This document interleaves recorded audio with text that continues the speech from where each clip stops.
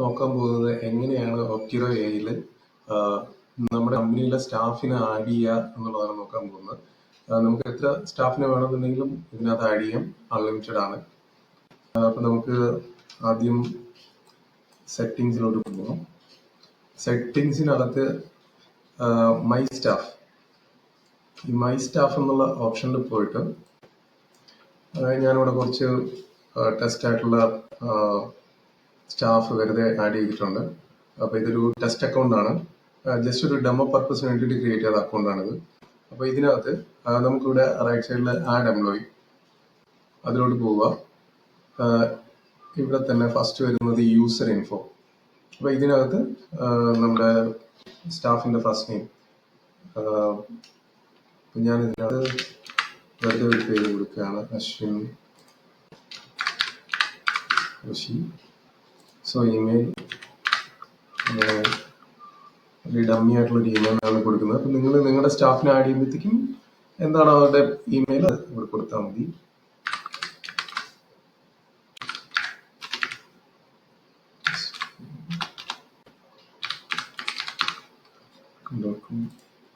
ഇപ്പോൾ phone number ഇവിടെ കൊടുക്കാം. ഈ എക്സ്റ്റൻഷൻ എന്ന് പറയുന്നത് നമ്മുടെ ലാൻഡ് ഫോണിന്റെ എക്സ്റ്റൻഷനാണ് വരുന്നത്. നമുക്കിപ്പോൾ ഇവിടെ ഇന്ത്യക്കകത്ത് ഇത് യൂസബിൾ അല്ല. നമുക്ക് ഈ ടൂള് ഇന്ത്യയുടെ പുറത്തും വേൾഡ് വൈഡ് ആയിട്ട് ഉപയോഗിക്കുന്ന ടൂളാണ്. അപ്പോൾ അതുകൊണ്ട് ഈ ഒരു ഫോർമാറ്റിൽ കൊടുത്തിരിക്കുന്നത്. ഇപ്പം ഞാനിപ്പോൾ ഡമ്മി ആയിട്ട് ക്രിയേറ്റ് ചെയ്യുന്നതായതുകൊണ്ട് ഞാനിവിടെ ഫോൺ നമ്പർ കൊടുക്കുന്നില്ല, നിങ്ങൾക്കത് ഇവിടെ കൊടുക്കാവുന്നതാണ്.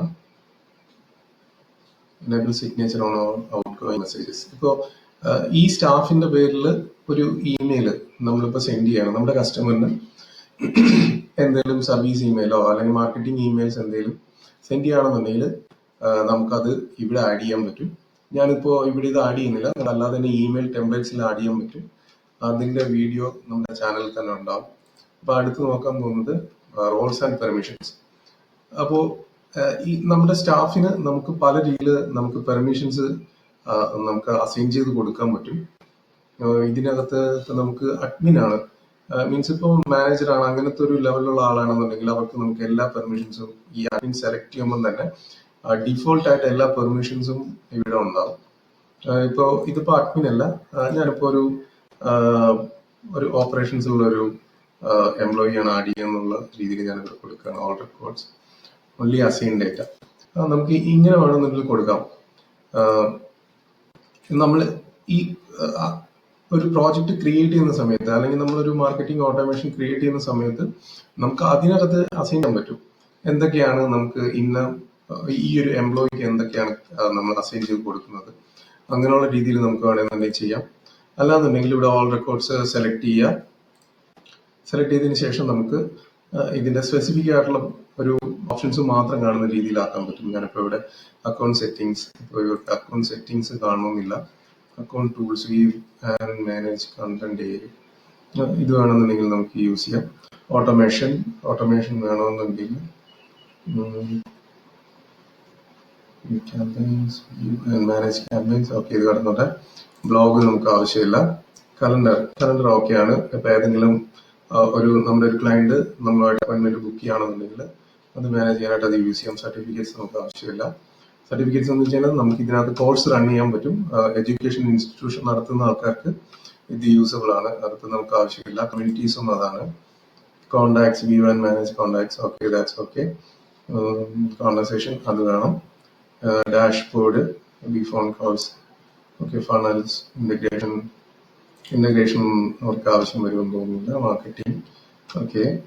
മീഡിയാസ് ആവശ്യമുണ്ട്. മെമ്പർഷിപ്പ് ആവശ്യമില്ല. ഓപ്പർച്യൂണിറ്റീസ്, നമ്മുടെ ഒരു പുതിയതായിട്ടൊരു ക്ലയന്റ് വരുമ്പോഴത്തേക്കും ഈ ഓപ്പർച്യൂണിറ്റീസ് എന്നുള്ളൊരു ടാബിലാണ് അത് വരുന്നത്. അപ്പോൾ അത് വേണമെന്നുണ്ടെങ്കിൽ അസൈൻ ചെയ്യാം, അതിൻ്റെ ആവശ്യമില്ല. Payments, export payments, record payments, leave and miles, cancel subscription, payments ആവശ്യമില്ല. ഇതിപ്പോൾ റെപ്യൂട്ടേഷൻ, ഓക്കെ. റെപ്യൂട്ടേഷൻ ഓക്കെയാണ്, ഓക്കെ. ക്രിയേറ്റ് ചെയ്തു, സേവ് കൊടുക്കാൻ മറക്കരുത്. സേവ് ചെയ്തു. സേവ് ചെയ്തതിന് ശേഷം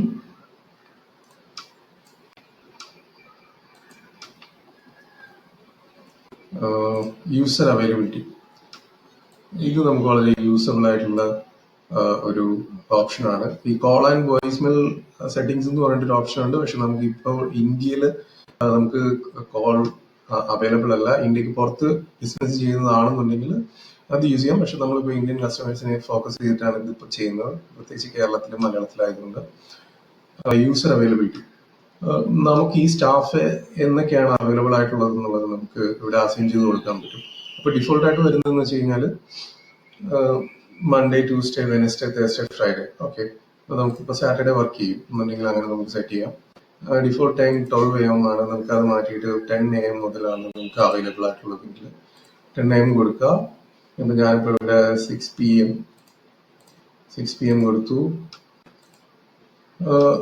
ഈ ബട്ടണിൽ നമ്മൾ പ്രസ് ചെയ്ത് കഴിഞ്ഞാൽ നമ്മൾ ഇവിടെ കൊടുത്ത വാല്യൂസ് തന്നെ ഇങ്ങോട്ടും വരും. ഇപ്പോൾ സാറ്റർഡേ 10 to 6. ഓക്കെ, അപ്പോൾ അത് കഴിഞ്ഞിട്ട് വരുന്നതെന്ന് വെച്ച് കഴിഞ്ഞാൽ മീറ്റിംഗ് ലൊക്കേഷൻ. അപ്പോൾ നമ്മൾ ഇൻ കേസ് മീറ്റിംഗ് ലൊക്കേഷൻ എന്ന് പറയുന്നത് സൂം ആണോ യൂസ് ചെയ്യുന്നത്. നമ്മളിവിടെ സൂം കണക്ട് ചെയ്തിട്ടില്ല. സൂം കണക്ട് ചെയ്യുകയാണെന്നുണ്ടെങ്കിൽ നമുക്ക് ഈ മീറ്റിങ്ങിന്റെ ഒരു ലിങ്ക്, ഒരു പെർമനന്റ് ആയിട്ടുള്ള ഒരു ലിങ്ക് ഇവിടെ ഉണ്ടാവും. അപ്പൊ നമുക്ക് എന്ത് അപ്പോയിന്റ്മെന്റ് വന്നു കഴിഞ്ഞാൽ ഈ സ്റ്റാഫാണ് ആക്സസ് ചെയ്യേണ്ടതെന്നുണ്ടെങ്കിൽ, അറ്റൻഡ് ചെയ്യേണ്ട കോൾ ആണെന്നുണ്ടെങ്കിൽ ഓട്ടോമാറ്റിക് ആയിട്ട് നമ്മുടെ ആ കോണ്ടാക്റ്റിന് ഈ ഒരു ഇവിടെ നമ്മൾ ജനറേറ്റ് ആവുന്ന ലിങ്ക് ആയിരിക്കും അവർക്ക് പോകുന്നത്. അപ്പൊ ഞാനിപ്പോൾ അതിവിടെ കൊടുക്കുന്നില്ല, സേവ് ചെയ്യാം. അടുത്ത ഓപ്ഷൻ എന്ന് പറയുന്നത് കലണ്ടർ കോൺഫിഗറേഷൻ ആണ്.